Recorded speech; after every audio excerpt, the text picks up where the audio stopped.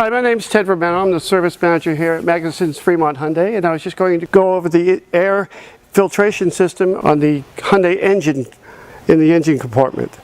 Here we have the main air intake to this V6 motor, and I wanted to show the pathway to the filter and why it's so imperative that we keep this particular component serviced and maintained regularly.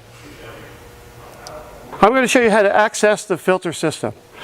First, we take off this plenum here and we remove these stays for this air filter housing.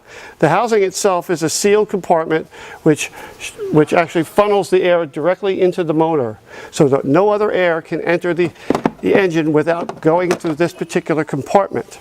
Within this compartment is the filter.